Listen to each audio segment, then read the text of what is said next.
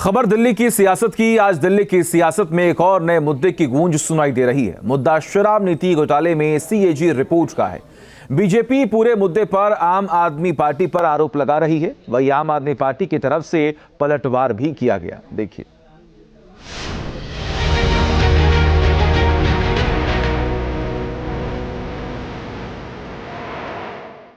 दिल्ली शराब घोटाला 2026 करोड़ राजकोषीय घाटा हुआ है। अनुराग ठाकुर जी सिर्फ झूठ बोलते हैं, भाजपा से हैं। भाजपा जब मुंह खोलती है झूठ बोलती है। इस धरती पे अगर कोई झूठों का सरदार है, कोई झूठों का सुल्तान है और सबसे बड़ा कोई झूठा है तो अरविंद केजरीवाल है। दिल्ली की जनता उनको फ्लश कर देगी और आप देखिएगा चुनाव में इनका सफाया हो जाएगा। सही वक्त, सही मुद्दा, सियासी जीत का है यही फंडा। कौन सा मुद्दा हिट होगा, कौन सा फिट। दिल्ली चुनाव में टाइमिंग की रेस है और बीजेपी और आम आदमी पार्टी इस रेस में एक दूसरे को पछाड़ने में जुटी है। फर्जी वोटर और पूर्वांचली फैक्टर पहले ही दिल्ली की सियासत को सरगर्म कर रहा है। अब सीएजी रिपोर्ट के हवाले से आम आदमी पार्टी को बीजेपी कटघरे में खड़ा करने की कोशिश कर रही है। सीएजी रिपोर्ट के जरिए बीजेपी का दावा है कि शराब घोटाले की वजह से दिल्ली को नुकसान हुआ है। कैबिनेट और अगर एलजी की अनुमति नहीं ली गई तो जो मैं पहले दिन से कहता था कि किंग पिन कोई है तो अरविंद केजरीवाल है। शराब घोटाले के किंग पिन है तो अरविंद केजरीवाल है।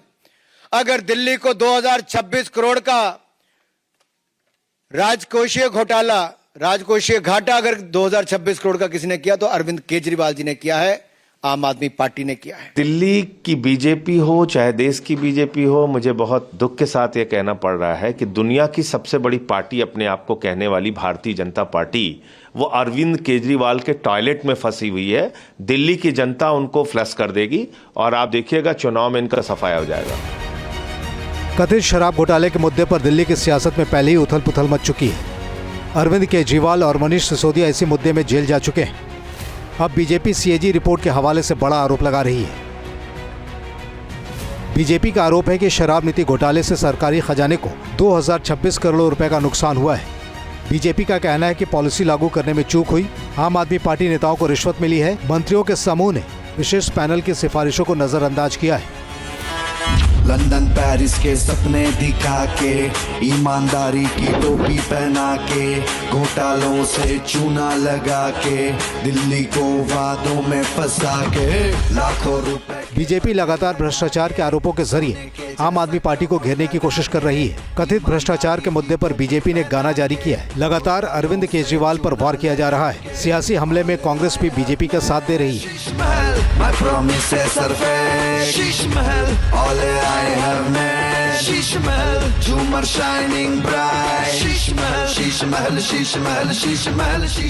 मैं फिर कहता हूँ, अरविंद केजरीवाल आप कोर्ट गए क्योंकि आपने चोरी की शराब घोटाले में।